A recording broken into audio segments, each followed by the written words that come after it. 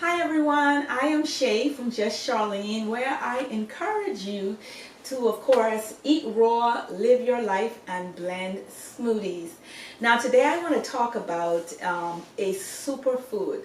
Now you know, superfood is one of those words or terms, if you will, that really describes a food that is really powerful in terms of what you can do with it and also what it has in it.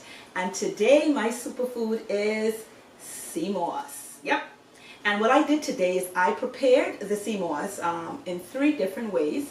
So you can see the different ways that I prepared and how I use it differently for a number of things. Now, the first thing I want you to know is seamoss is a tasteless seaweed. It really has no taste. So it takes on whatever taste that you give it, but it does more than just take on the taste.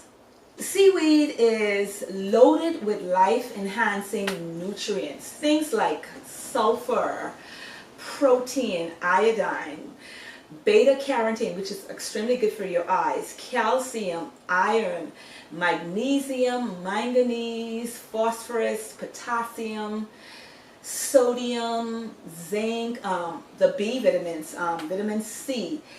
And you know, there are a lot of these particular minerals that a lot of vegetarian diet really don't have the opportunity to take advantage of. And so this is why I like incorporating seamoss in my diet completely.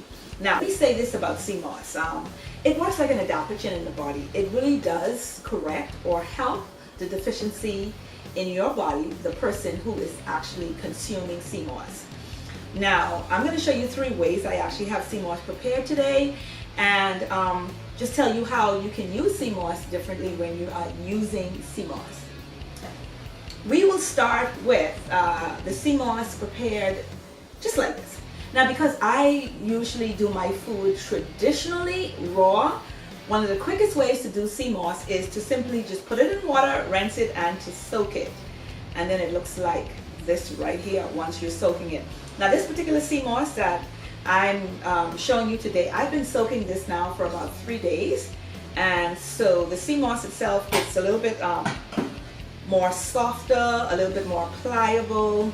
It still has, I guess you would say, the bounce to it, but definitely this is ready to consume and eat like this. If you click the little handle above this video, you can see another video where I show you a seamoss salad that is made from the seamoss prepared just like this.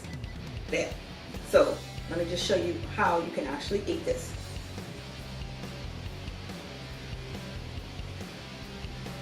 Okay, so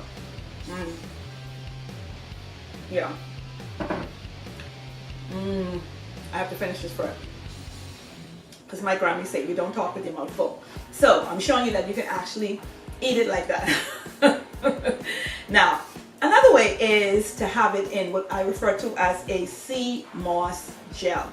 Now, what I did was I simply took this seamoss here after it's been soaked, in this case 3 days, and I pour off this water.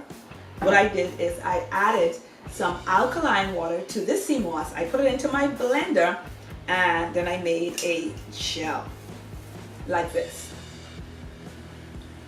And how thick the gel is or how thin the gel is, it's up to you. So if you want the gel to be what I would say a medium consistency, the water ratio to the gel ratio would be half-half. If you want it to be more thicker, you would put less water. If you want it to be more thin, you would put more water. Now, I personally like to blend my seamoss after it's rinsed with alkaline water, and then when it's prepared like this, I preserve it in the refrigerator.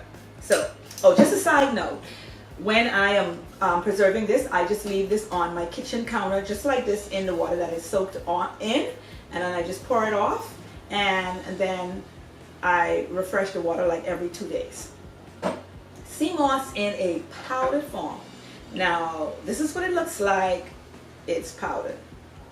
What I do is take traditional seamoss, I rinse it, and then I leave it out to dry. So all of the moisture will come out of it because I dry my sea moss naturally. It really depends on the weather, the sun, and how long you leave it before it's completely dry. Once all the moisture is out, I stick it into my dehydrator because traditionally I like to keep my sea moss powder raw. So when I'm incorporating it in my raw foods time, so I would use my dehydrator, which is 118 degrees or lower to be considered a raw food. And once I've dehydrated it, I put it into my Blendtec blender, and then I grind it into a powder like this. Now, I can leave this right on my kitchen counter and use it whenever I need to, depending on what it is I'm preparing or what it is that I'm cooking.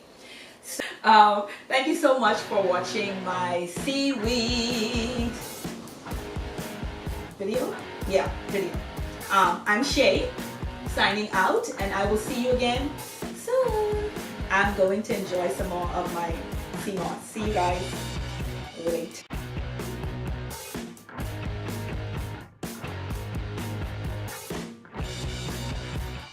If the information was valuable for you, give it 2 thumbs up. I'm Shay. Click the subscribe button below. Please subscribe to my video. Thank you so much for watching.